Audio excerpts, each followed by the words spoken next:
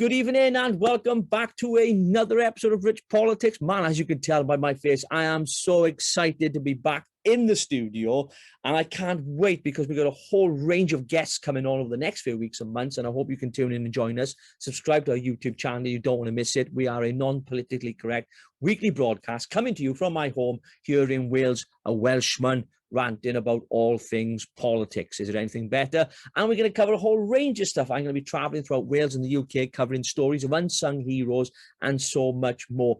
But tonight, my guest is a political strategist and political commentator, and we're going to be discussing the Welsh elections. Of course, Welsh Labour got back into power, 2 decades of devolution. They're still in there. That's right. The Emperor down at Cardiff Bay is still ruling. Here in Wales, certainly. And we're going to be discussing a lot more tonight. But before I do that, hit that intro and I'll catch you in 2 seconds with my guest, Cei Dewar.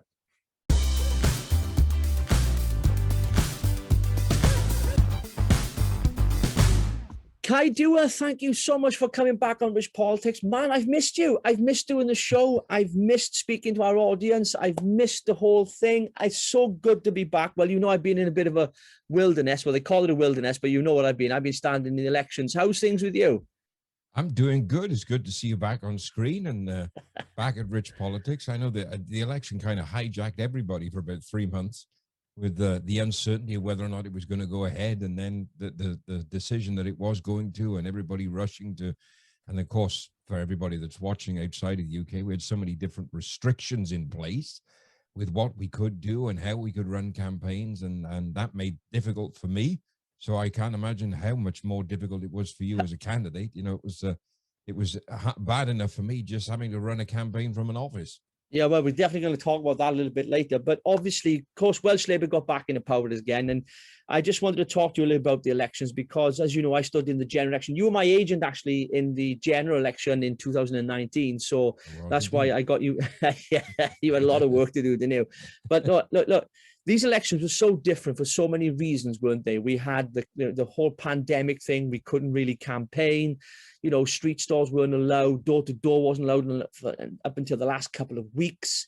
It was such a challenge, not just for the smaller parties, but for the bigger parties. But of course, the bigger parties had the deeper pockets and had the ability to spend more money on advertising, whether it was through social media or printed material. But the smaller parties, it was a much more of a challenge. My experience was, you know, I stood, as you know, for Abolish Welsh Assembly Party because I'm a great believer in getting rid of devolution, and still am. So all my Labour followers out there and those who are, you know, pro-devolution, please forgive me. You know, it's just my personal political opinion. That's all it is. But it was a real challenge. It was real difficult. And of course, the polls were predicting that Abolish Welsh Assembly would win seats. In fact, every poll, I think, that came out.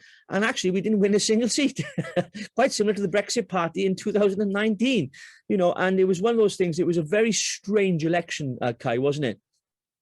It was unbelievable, simply because when we started the election campaigns, of course, we had the problem with the fact that, you know, there were so many restrictions on canvassing, on how you could campaign.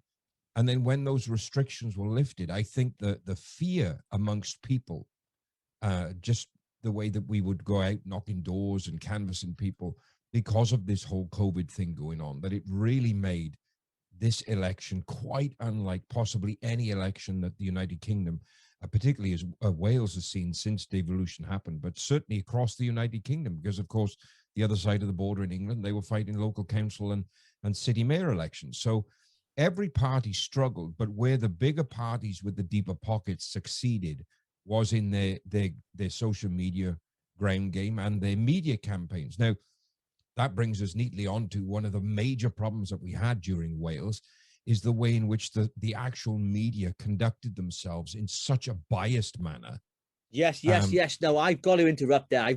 You know me, I've got to say something about that because I was part of a campaign. Now, for those of you who don't know, we had a leaders' debate here in Wales where the main parties, right, which were Welsh Conservative, Labour, of course, Welsh Labour, Plaid Cymru, and Liberal Democrats, who were non-existent really in Wales, to be quite frank with you. But anyway, they were included in the leaders' debate on the BBC. Now, we had a campaign going on social media, and we sent hundreds and hundreds of emails to the BBC, to the producers and the editors and everybody else who was in charge of deciding who was going on that show. We managed to get our party leader on there, Richard Superhajeski. I think I'm saying his name right.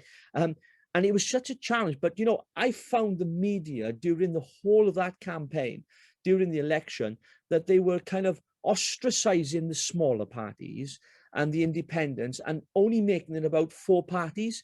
And they got all the coverage. And I think that's wrong. I think there should be some legislation, there should be some law against that, because that's what we saw happening in Wales, didn't we? Well, there is legislation in place, and they are governed during what we call regulated time by ELCOM, and they are supposedly required to give each party the same amount of coverage during those 6 weeks before the election.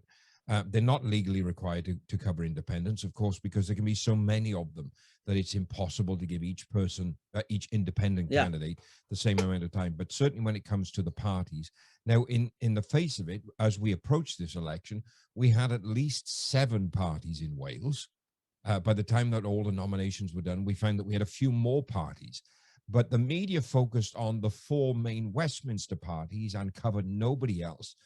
And even when there were genuine reasons for media coverage, they did everything they could to ignore that, almost as if they were steering the electorate towards voting in one of the directions of the 4 main parties, in the hope that, you know, we could just ignore the smaller parties, even when it came down to the leaders' debate. The first round of leaders' debates, as you rightly pointed out, only 5 leaders were included. The second round of debates, what they did was they put 5 party leaders that were in the first debate up first, and then put all the smaller parties in a 30-minute add-on after them. Yeah. So most people had watched the first hour and switched off for the last half hour. Yeah, I mean, I was there. I was in the BBC in the new studios down there in Cardiff Bay. Cardiff Bay. It's in Cardiff. I was thinking Cardiff Bay. It was in Cardiff. And it was interesting because I went into the green room. I got to let our audience know. I went into the green room. Mark Drakeford was there, the First Minister of Wales, with his PA. I assume it was his PA anyway. He didn't recognize me, obviously, which obviously not many people do, to be honest with you. I'm surprised, given the amount of time you badger him on social media. I know. Your picture would have been straight in his bullseye. well, he doesn't do social media. That's his comms team, and let's be honest, we all know that. And I walked into the green room. It was hilarious because I'd left our party lead outside. I just debriefed him. I said, listen, this is what we're not debriefed him. I briefed him, I should say. That's what I should have said. I should have said. And I went into the green room area and he was there. And I got to be honest, and the audience here now might find it surprising coming from someone like me who's kind of really berated him on social media over decisions he's made on non-essential, goods being covered up and all that kind of stuff, and pubs not being able to sell alcohol. I could go on and on and on and on. And the latest one about social distancing might be continued now till the end of the year. I mean, there's so much more I could criticize him for. But anyway, I walked in there and I don't know why I did it. And I offered him a cup of tea. He thought I worked there at the BBC. He thought I was one of the runners. It was hilarious. And he said no, and he was apologetic. And, but one of the things I found, he was genuinely a nice bloke. Now, for all the criticisms, for all the stuff that was thrown at him, for all the way that, people berate him for the way he dresses with his, with his kind of jacket up here, and he doesn't come across as a statesman, and he's not very charismatic. Take all that away. When I met him, he was quite endearing. He was quite warm. I found him friendly. He was like a grandfather, and he was really nice. And I think, from my opinion, what we saw happening in the elections, because his popularity, if you remember, shot through the roof. He was more popular than Boris Johnson. And that says something. Now, I know he took this cautious approach to the lockdowns, and, and we're not here to discuss lockdowns, whether they worked or not tonight, but we're talking about the Welsh elections and the results and everything else. But Welsh Labour's strength really was Mark Drakeford. He was their golden ticket, wasn't he? Very much so. And I think you've just drawn a very important comparison that we should bear in mind when looking at these people, that the person is not necessarily the politics. The person is not necessarily the party. I've met Mark Drakeford, and personally, I find him quite a nice, a nice man, as you've said. as a politician, I think he's a disaster.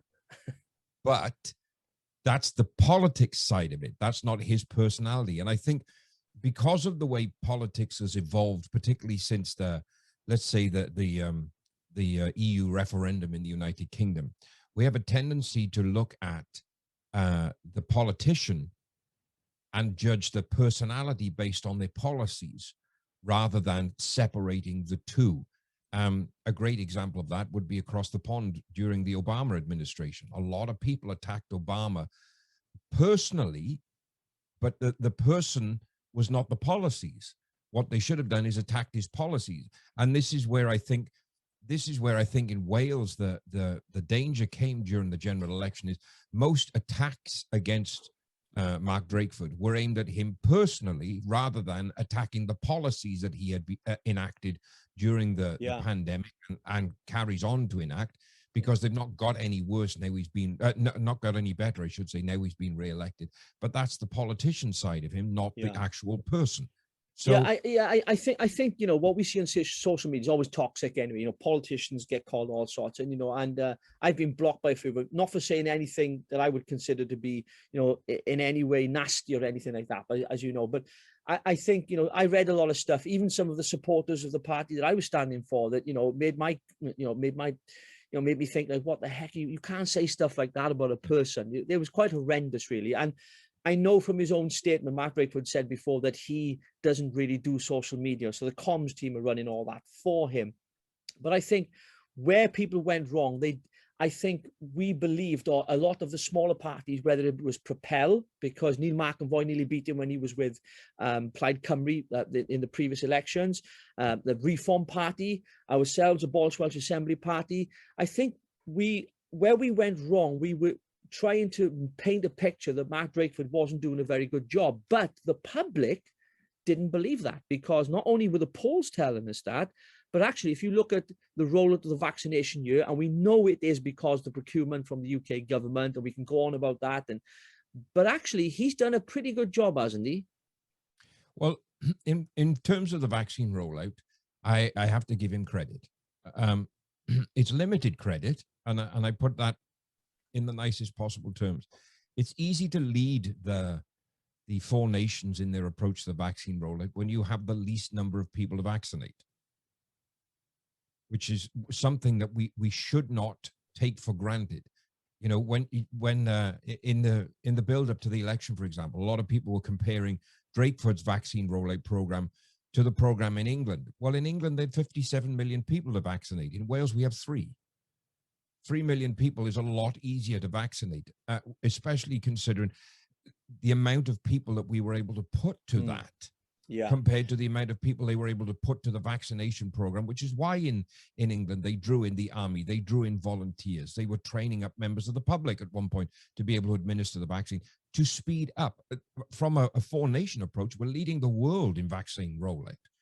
But Labour were very, very skilled in playing that, because you've got to put it in contrast. We had in Wales, we had the best vaccine rollout in the United Kingdom for our devolved nation.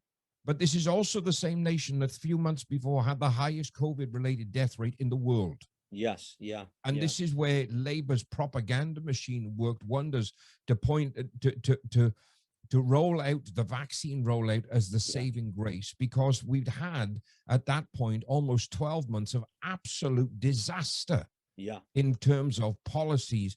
Let's not forget that this is the same Drakeford that announced a total lockdown a few days before Christmas with less than 30 minutes notice for most shops, having signed the order almost 10 hours earlier and known all day. Why not release it to the public at 9:30 in the morning, not 5:30 in the afternoon? I remember the images coming from Trostor Park in Senedd. It was like a free-for-all down there, because he put the nation of Wales into national lockdown to avoid panic, and the way in which they did it caused mass hysteria. You know, the whole Yeah, but Kai, the thing is, I hear all that, right? And I get all that. I was in agreement. I was highly critical. I mean, I can go back to the time when I was critical of Vaughan Gethin, now the economy minister. God help Welsh economy with him in charge of that now, because he screwed up the NHS bad enough, 5% health boards and special measures. When you look back and you see all that, it makes you it begs the question, why do people still vote for a party that historically, for 2 decades, has failed the people of Wales? And I keep hearing, as you have heard as well, and I've heard it said, and to be quite honest with you, it gets on my pigging nerves when people say, well, my grandfather voted for them. But that's the reason. Yeah, but surely that has to stop. There has to come a point where people start to wake up. And I genuinely thought in this election, people were waking up. From what I saw on social media, from what I was reading into the kind of public mood, I felt things were changing. And I thought that things were going to change. I didn't believe that. I believe Welsh Labour were going to get back in. Listen, it's historical. But even in my own context, the constituency I stood in, Blaenau Gwent, Alun Davies, the incumbent then, the MS for Blaenau Gwent, was down the Senedd on a boozer. We've covered this on a previous episode as well, RichPolitics. Broke his own rules, arrogant as you like, don't care about the people. I'm being quite honest about it. I've even had it on the streets now. But he still gets voted back in. Now, I'm not talking as a sole loser. I didn't, listen, I told people I was going to win, but I knew I wasn't going to win. It's a mountain to climb that I couldn't get over. But the truth is, I don't get it why people are so ignorant of politicians who, quite frankly, don't care about the people, don't care about the communities. All they care about is themselves, and yet they get re-elected. Well, let's put it in context. In the run-up to the Welsh election, the Labour, the propaganda machine, and even the Plaid propaganda machine were very, very skilled at, pointing out, don't vote Conservative because we don't want the disaster that was Boris Johnson. And they played up to that. I know that from my own local area because I saw what they were putting out. It was constantly about, we can't let Wales fall to the hands of Boris Johnson. Well,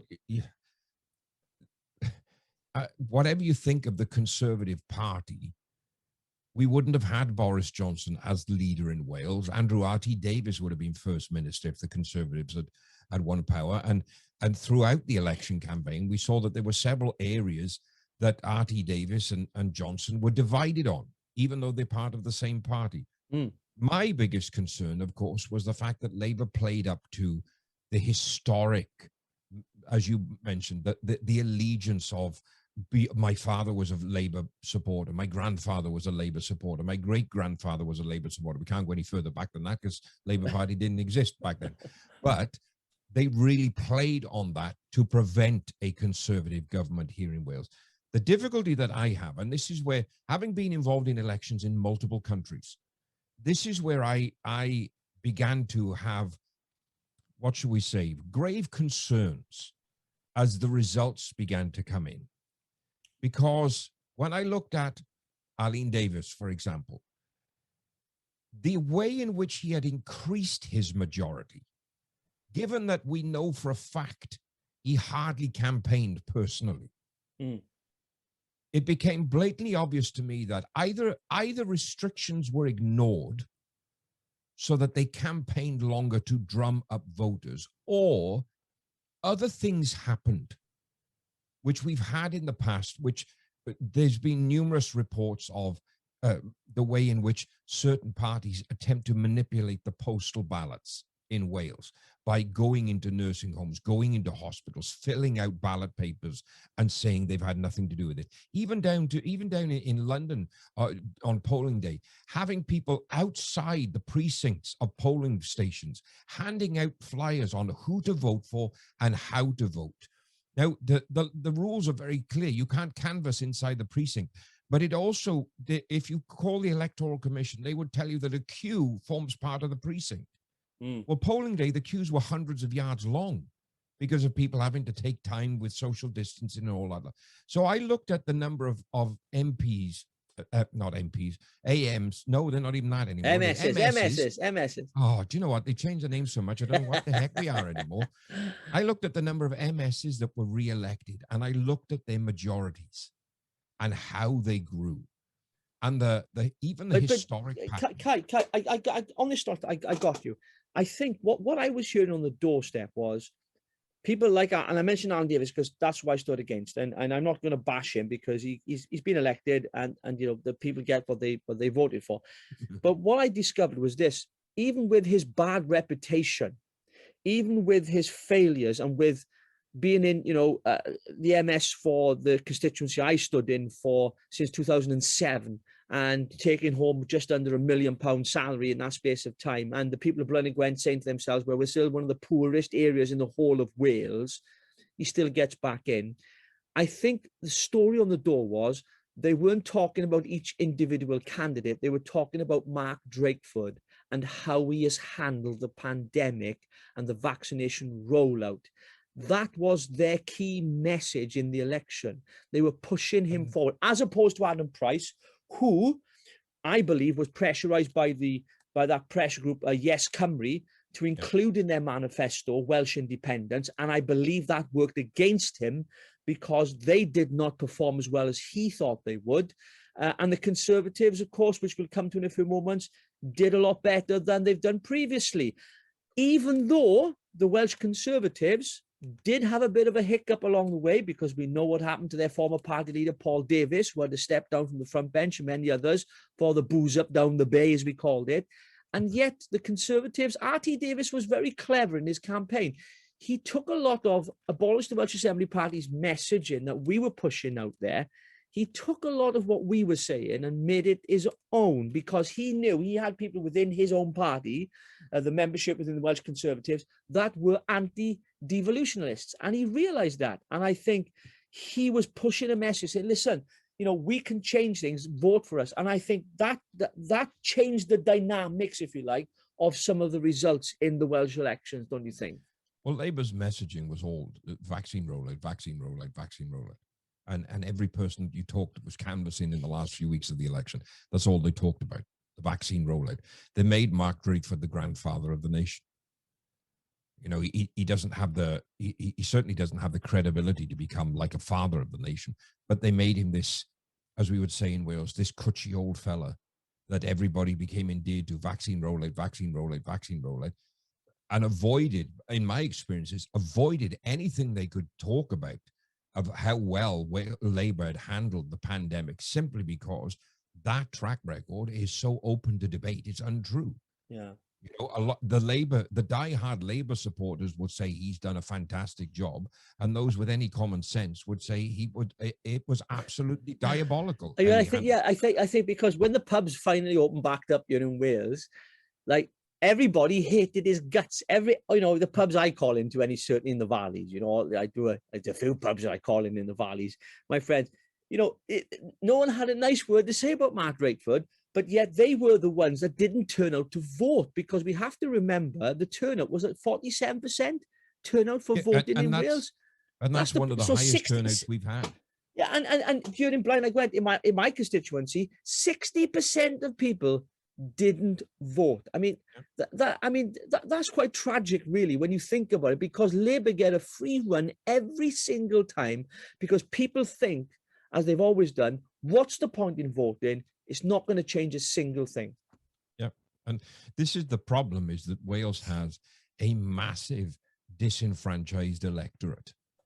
If the political parties could find a way to re-engage the electorate and show them, if we can get into power, there will be change. The problem is people don't believe that anymore. And that's simply because not enough people turn out to vote, and Labour, as you rightly said, get a free run, and nothing changes. We're 21 years since devolution now, or 24, however many it's been, and nothing has changed at all, because you've had the same party in power for those, and all they're ever going to do is push their narrative, their agenda, and what they want, which doesn't necessarily mean to say it's in the best interest of the public.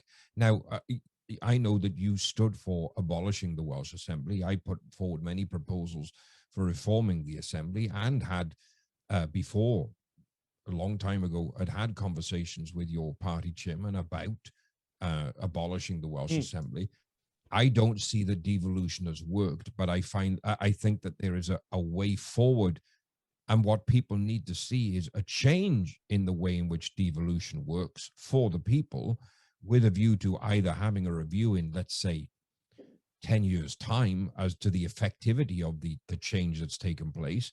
And if it's failed, then, the possibility of rescinding devolution. I know from my contacts up in Westminster, there's been great debate amongst the Conservative benches in the upper house as to whether or not the government would look to rescind devolution in all three of the devolved nations, particularly to shore up the union more than anything else, especially when you've got, the likes of the SNP and no matter what First Minister Sturgeon says, the fact that they didn't perform anywhere near as well as they thought they were going to in the Scottish elections means that their chances of independence are dead and buried.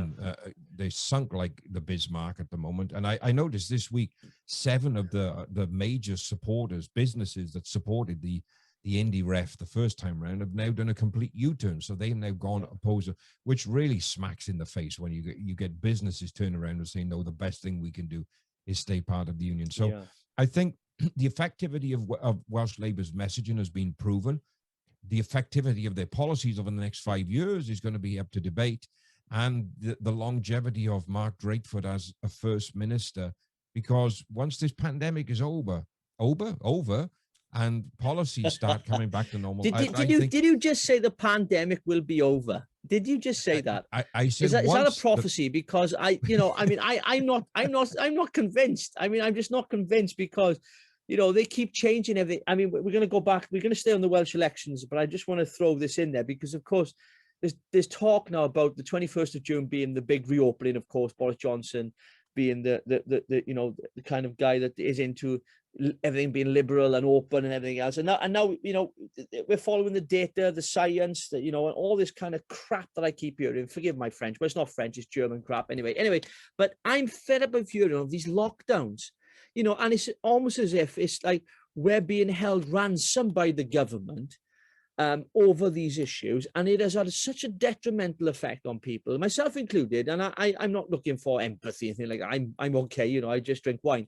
But I think a lot of people have suffered really, really bad when you consider the operations that have been cancelled, the mental health, the suicide cases that have risen, the unemployment cases, people have been laid off work, the children that have lost so much education that they will never, ever recover from. And of course, the long-term consequences this is going to have on our economy with £1 trillion worth of debts that we are currently in.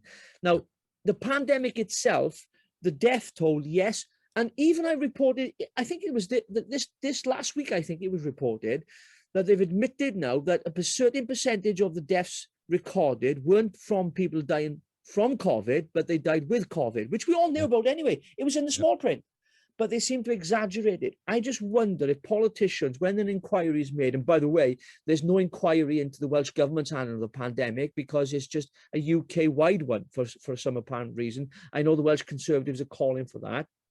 I just wonder, though, if all of this, the impact that this has had long-term, if this is going to help Boris Johnson's chances in the next election, whenever the next election is, whether or not it's going to help him, because it seems as though he's stuck between a rock and a hard place, isn't he? There are those calling for freedoms, lift restrictions, no more lockdowns, and then you've got those calling for the cautious approach, as we've seen here in Wales. Well, okay, so the biggest thing is this. What's the cautious approach? This is the difficulty. There's not a scientific group in the country that agrees on what is the cautious approach. The simple fact of the matter is we're going to have to learn to live with COVID. We had to learn to live with the flu. We've had to learn to live with polio. We had to learn to live with TB. We're going to have to learn to live with COVID. If you take 10 people and say, because of variations, because of variants of the virus, because of COVID becoming resistant to vaccines and antibiotics and all of these things, that it affects, hypothetically, it infects 10 people and one of those people is going to die. The problem with the cautious approach is we can't tell you which one of those 10 is going to die. And until you are able to predict that accurately, there would be cause to say, well, we need to keep the country locked down. We need to keep these measures in place. But when you look at the scientific approach, scientists are going to say the best time to open up is when we have a zero COVID environment. That's That's never yeah, but going that's to crazy. happen. That's crazy, isn't it? That's never going to happen here. Let's be honest. I mean, I've heard that said, we've got to vaccinate the whole population. I mean, that's just not realistic, is it, really? Well, we're on course to vaccinate the entire population, and I think it's pretty much achievable of those that want to be vaccinated. I'm not saying that this country should ever be forcing people to be vaccinated against their will, but a vaccination only strengthens your immune system. We now know from the data there are people that have had both vaccinations and still caught COVID. So all it does is strengthen your ability to fight the disease, which is why we need that in combination with the herd immunity. And that herd immunity is not going to get achieved until enough people have had it. So this goes back to my point. What is the cautious approach? I watched one scientist, forget what his official role was, and he was being interviewed on talk radio. And as far as he's concerned, the country should never do away with the lockdowns. We should be living the rest of our lives with lockdowns and restrictions because of this COVID. Well, 100 years Well, ago, the best thing they can do to someone like him is lock him up. Lock him up. Don't listen to a word he says, because that's ridiculous, right? He can't be doing that. Now this is a former government advisor. Yeah, well, this is the crazy thing. But that's the thing as well, you see, so many different scientists, so many different experts, and this is the thing that got me over this whole pandemic thing as well. We're all giving different opinions all the time, and I think a lot of the decisions weren't down to just medical decisions. They were political decisions, in my opinion. But listen, we're going off course here. We're supposed to be talking about the Welsh election. We're talking about vaccinations. Well, we will come back to that. No, so I want to ask you, let's get back to this. So, right, so let's just go through the parties that stood and how you thought they did. Now, Welsh Labour, they played a great game, great card, great propaganda. They used Mark Drakeford as their kind of golden egg, really. They pushed him forward as the man that was more cautious. They made the stats look very good, even though we know the statistics told us they were more deaths per 100,000 in Wales than most parts of Europe and around the world as well. But they hid that and managed to roll the vaccination as they're doing now. How do you think Plaid Cymru did in the elections? Oh, disastrous. Considering when you look at all the predictions, I mean, when you looked at the polls 3 days before the elections, there was at one point they were talking about Adam Price might not even get re-elected because it looked like his constituency was swinging away from him. There were so many ups and downs during this election campaign anyway. The polls went back and forth. It was like watching a tennis match, the way that they pinged back and forth between different parties. But from a party standpoint, I think Plaid Cymru must be sitting in their seats now in the Senedd, kicking themselves of, was this really the time, given the success at which the propaganda machine for Labour played the whole vaccine rollout, this really wasn't the time to bash on your independence messaging, because right now this was a country that needed its neighbors more than we've probably ever needed them at any point in history, because of what we were going through. So I think they've done it now, but when they sat down to do their post-election debrief, they must have looked at themselves and just thought, what a stupid thing to do. And if I was Adam Price, I would have said, listen, right now, the only thing we got to focus on is the well-being of Wales.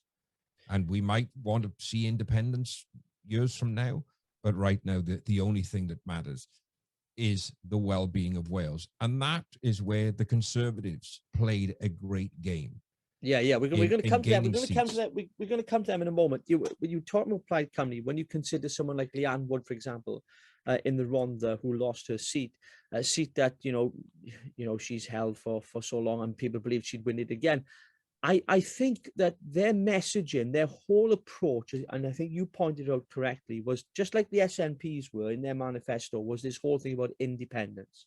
Yeah. I think they really tried to rally the troops, those people who are part of pressure groups such as Yes Cymru, were almost like a cult, in my opinion. That's just my opinion. I think they saw the amount of members that they've got and the numbers that they've got and and all that, and they thought, well, if we can get these people to vote for us. And I think they were pressurized by Sean, but I think it's Sean, what's his name, one of the leaders of Yes Cymru, to say, look, we will support any party that puts in their manifesto, we want a referendum on Welsh independence. And I think Adam Price made a massive mistake by including that in their manifesto and making it an issue. Do you agree with that? Undoubtedly. When the nation's going through a pandemic, talk of splitting the nation is not what the general population want to hear. What they want is, how do we get through this together?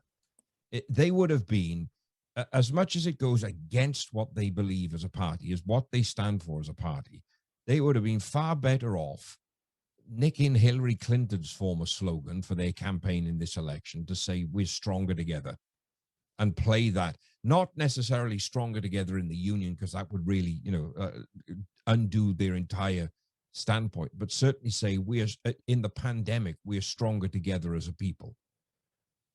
To push for, knowing that our entire vaccine rollout has been dependent upon Westminster, to push for separation from that at the time when this country needs what was coming out of Westminster more than we probably ever have, was a massive, massive faux pas on epic proportions by Adam Price and the messaging team within the party HQ at Plaid Cymru. They really, really missed the boat on this one, and they're going to be paying the price for this, not only for the next 5 years. I think at the next election, they will pay the price again, because by that point, people will see how much better they're off without Plaid Cymru. To be honest, I expected Adam Price to resign as the leader, because there was lots of talk around, he was so convinced that, look, he was being put forward as the next First Minister of Wales. That was their card.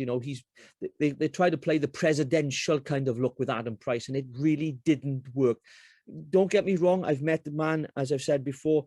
I met him in Blaen y Gwent, actually on the streets up in Abertillery. I met him in the studios down in Cardiff. He's a very pleasant enough guy, but I think their strategy was completely wrong. Now, talking of strategy, let's talk about the Welsh Conservative strategy, because, of course, they did better than I thought. Now, the reason why I think that is because of what happened with the booze up down the bay, which we've already mentioned, and the change of leadership as well, from Paul Davies, the former Welsh Conservative leader, to Artie Davies. Now, I've got a lot of time for Artie Davies. I think he's a great guy. He's down to earth. He's a farmer. Who doesn't love a farmer? I've never seen a poor farmer, by the way, but anyway, who doesn't love a farmer?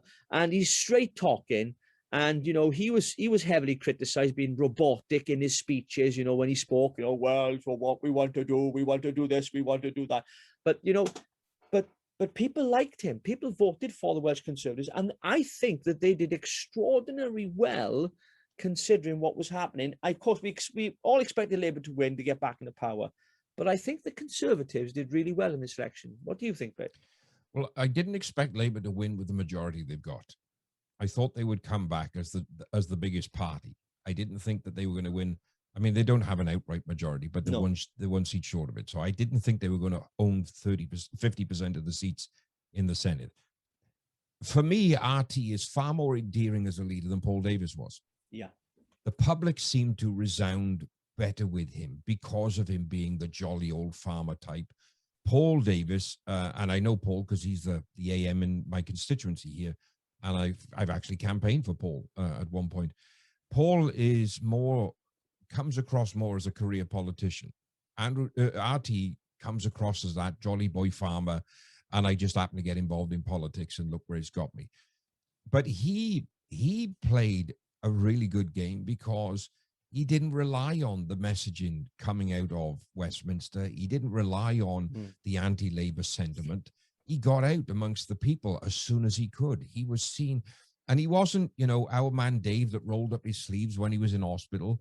He went out in his farming gear, and people knew it. But people knew this is who RT is. This is what what you see is what you get. I call him.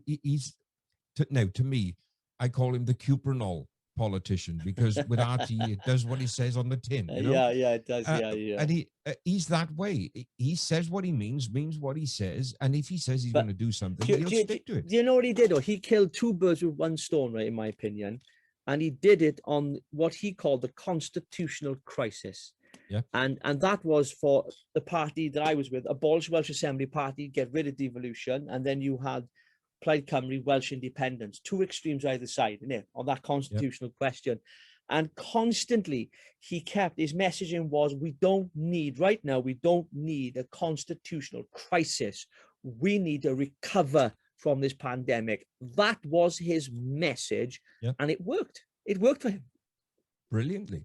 And let's be honest, he was the only major party leader that was talking about the recovery from the pandemic. Labour's messaging, as we've said, was all about the vaccine rollout. He was all about, how do we recover? What's the future look like for Wales? How do we go into that future and create something out of this mess that we're emerging from? And I think not only amongst conservative voters, but amongst those that probably would have voted reform, probably would have voted abolish, he inspired a hope of more than just, well, we promised change, but we're probably not going to be able to deliver it because we haven't got enough seats, or we just want to get rid of the assembly, full stop, and put everything back in Westminster. This election played well for the two major parties. And as much as we've tried over the last 5 years to move away from a two-party policy system within the political spheres in the United Kingdom, this one really played into that, because the two major parties emerged victorious over everybody, both in England and Wales. But here in Wales, the Conservative really, I mean, when the results were coming in and they didn't win the predicted seats in North Wales that they thought they were going to win, I was beginning to think, oh, this ain't going to go well now. You know, it was at that point I thought, right, Labour are in with the majority and heaven help us for the next 5 years. But when the results started coming in for the Tories, and of course the problem being the results were delayed over 2 or 3 days coming in, I thought, you know what, this is going to be a major change for the next 5 years of politics in Wales, particularly because we don't have as many parties represented in the Senedd anymore. There aren't the smaller parties there anymore. And this is really going to be down to how the big parties now handle the responsibility that the Welsh electorate has placed on their shoulders for the next 5 years. Yeah, I agree. I agree with you on that. But when you say the smaller parties, one thing comes to mind, Liberal Democrats, because of course, Kirsty Williams stepped down and Jane Dodds got in on the proportional representation on the list more than anything else, and she's still in a job. How on God's green earth Liberal Democrats are still alive in Wales, I'll never know. It's still a mystery everything to me. into winning that one seat. That's all they did. Yeah, they did. Their entire green game was about getting Jane Dodds. Yeah. And I think, you know, the question really is, and I'm going to bring this our time to close in a few moments. You know, where does this leave some of the smaller parties? I was speaking to someone earlier this week about the political landscape, if you like, in the UK, when you've got Labour now in Westminster, who don't appear to be any real opposition to the current government, the Conservative government. You know, is there and we've seen this as well across the country, a rise in new parties forming, in independence. Will there be a rise of, you know, as an association of independent parties maybe coming together to fight the establishment? Because there's a gap in the market here somewhere that someone is missing. And I just wonder if the likes of UKIP, Reform, Abolish, you know, those kind of centre-right parties. Then you had Propel, you know, who of course was split off from Plaid Cymru, led by Neil McAvoy, who I think is a great guy, great campaigner, great community guy, but obviously didn't do very well at all in the elections, not as good as he thought he was going to do, like many of us. I just wonder what's going to happen to all these smaller parties. Are we, in the next 5 years, are we going to be stuck with the same politicians, the same parties for the next 20 years? I think if things don't change, we will. But here now, in the wake of the media debacle that we had during the election, and the overly apparent biased towards the let's say the four main parties. And when I say that, don't think I mean the four main parties in Wales because of the Liberal Democrats. I'm talking about from a national standpoint, as in England and Wales, because, you know, we forget that constitutionally Wales is also a principality of England, even though we're a devolved nation with our own parliament, or Senedd as they call it. Yeah, and Wales is a country as well. I just needed to say that. Wales is definitely a country. Wales is definitely a country. Sorry, Richard. Richard, if you're watching, Richard Subajeski, if you're watching, I know they caught you on the hoof, right? Yes, we're a country, right? I have to say, I've actually spoken to Richard since the election, but to congratulate the party on their results, because you guys did well. And well, I got my deposit back. I got my deposit back. That's all. percentage-wise, if I'm not mistaken, if my math does me right, I don't think you had the highest number of votes in your as a constituency, but you certainly had the highest percentage of votes. Yes. For the abolition. So congratulations on that. There's one positive takeaway from it. Yeah. But I think there is a massive scope here where the smaller parties have got to sit around a table together and go, we either need to find common ground and fight together, or we are never going to get a foot at the table. Yeah. And I think that a concentrated effort, we've seen in general elections, in other elections, where parties have voted tactically, a campaign tactically, put up candidates tactically to guarantee seats that they could win, to mount challenges and not split votes. And right now, with the political picture as it is in Wales, there is going to have to be a meeting of minds of how do we stop? Because I think when all is said and done, with so many smaller parties, all pretty much campaigning within the same kind of fields, you know, whether it be reform or abolish or propel or whoever, all very, very similar messaging. All it ended up doing was splitting each other's votes, and nobody got elected. And I'd had many conversations in the run up to the election, even long before the elections were going to take place. I'd spoken to several of the party leaders to say, this is my biggest concern as a consultant, as a strategist, that when it comes down to it on election day, with so many of us fighting, so many different parties, I should say, fighting on very similar messages, all we will do is split the vote. I mean, you had two parties campaigning. UKIP abolished the assembly and then abolished the Welsh Assembly. Both. Well, you got reform UKIP and abolish, right? And the thing is, prior to the elections, about a year before, just after 2019, in the turn after the general election in December, I won't mention any names because, it won't be appropriate. I met with a number of people, key people and leaders of parties, and said to them, look, if we can create an alliance or an allegiance or an association together, you know, based on 3 or 4 main policies that we can work together on, we have a real chance, because we need to have a foot in that parliament, in that place, to be in opposition. Because I personally didn't believe at that time that the Conservatives were in opposition because they're pro-devolution. And I thought to myself, you know, if we could have done that, we may have stood a chance. We may have stood a chance. But, you know, the truth is, there were too many egos in the room. There were too many people who wanted things done their own way. They wanted to be the big boss in charge. And for me, when that happens, you know, you can't work with that. There has to be a commonality and humility of working together for a common cause, for a single purpose, and to achieve that regardless of whose name is up in lights. And I think that was one of the challenges we faced. And I think going forward in the next 5 years, it's still, that challenge is still there. I think there are parties out there, and there will be new parties that will form. I mean, I came across Freedom Alliance. I'd never heard of them before. I don't know if you've heard of them. Yep, I know. They were I was on a march in Cardiff on Welsh Health Matters to get Mark Drakeford to open up the gyms. And I met them there, and, you know, they were all anti-lockdown kind of party kind of people. And I thought, well, that's Reform's kind of policy. That's kind of UKIP's.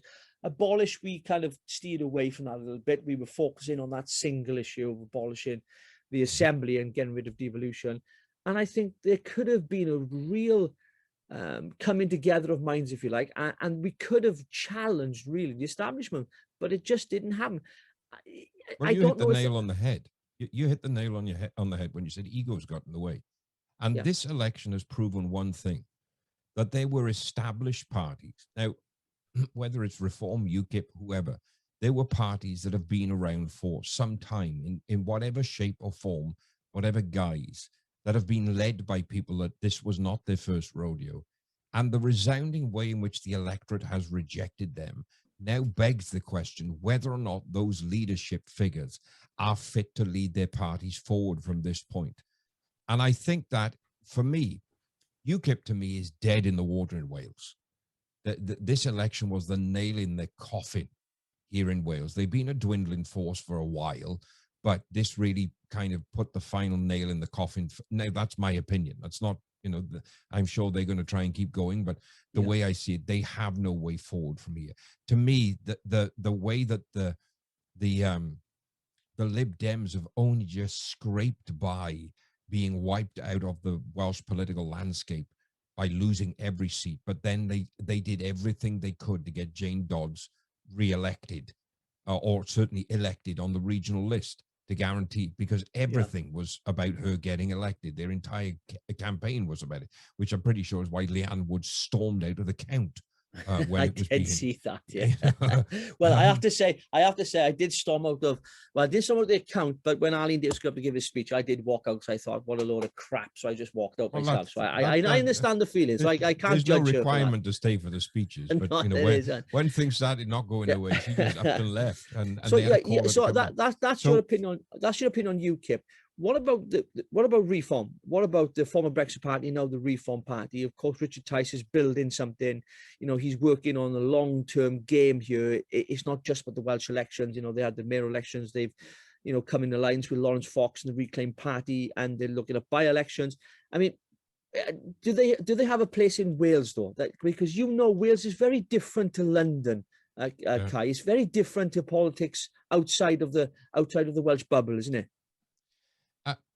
Look, I could say this about Reform, and I would say the same about Abolish, as the two principal parties that probably did the best out of all of the smaller parties, as we would call them, in Wales. I think that both parties have a future here in Wales. In their current guise, I don't think they do.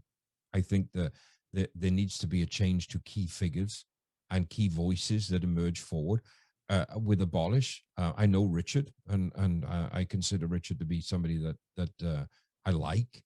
You know, he's a very nice person. But for Abolish to have a good, strong foothold in the future, the public needs to see an awful lot more of him. He needs to hear an awful lot more of him. We were fortunate that the BBC did back down and put him in the leaders' debate. But for most people in Wales, that was the first time they ever saw him. Never mind heard him. And then, of course, you've got Reform that has very well-known leadership and a couple of former MEPs at the helm. And questions have to be asked about how they now go forward as leaders, or would Reform be better with a change of leadership that might resound more with the Welsh electorate? So all of these questions, all of these parties have to be sitting down to ask, what does the future not only look like from a long-term perspective in our planning, but what does it look like from the imaging and the branding that we present to the electorate? Because clearly the imaging and the branding that we've used in this election didn't work. So, you know, I would say the same every election cycle I've ever been involved in, whether it was years ago with the Tories or the Brexit Party, Reform, speaking to Abolish before, you know, at the start of 2020 and you know, post general election, and all of these guys, even with the US elections that I'm involved in, the potential presidential election in 2023 as well. I'm looking at all of those and going, right, we've got to get a voice, and we've got to get a face that resounds with the Welsh, for us in Wales, that resounds with the Welsh public, that they go, actually, which is where Labour, as we've said many times in this interview, this is where Labour did really well. They made a man that was not very endearing to the public endeared to the public. Yeah, so if you're a Welshman or Welsh woman out there and you're interested, send your applications right here to RichPolitics. I'm not looking for a new job, by the way. I was approached a couple of times by people saying, Rich, why didn't you start your own party or something like that? I said, well, look, to be honest, I know my strengths and weaknesses, and leading a party is not one of them. You've got to know what your strengths and weaknesses are. But I do believe that... Rich, we know the only parties you start are normally on a Friday night. I finish on a Sunday morning. Bish, it's been, listen, Kai, Collie, Bish, Kai, it's been great catching up with you. Listen, we've talked loads. There's loads of stuff there. Thank you to all of our viewers as well. And thank you so much for coming on tonight, Kai. It's been wonderful to catch up with you. The first show back in the new studio. I'm glad you're back. I know, it's good to be back. Back. I'm actually suffering with toothache, so I'm on plenty of codeine at the moment. Now, that's another story altogether. But I just want to say to all of our audiences, those of you tuned in, watching on Facebook and on YouTube, more importantly, don't forget to subscribe to the YouTube channel. We're back every Friday night at 7 o'clock. And my guest next week will be Nick Buckley, MBE. We'll be talking about football players taking the knee, Black Lives Matter, and are white people racists? Well, we're going to talk a whole lot more about that. But Kai, thanks for coming on, and I hope to catch you again soon, and goodbye to all of our viewers. Catch you next week here on RichPolitics.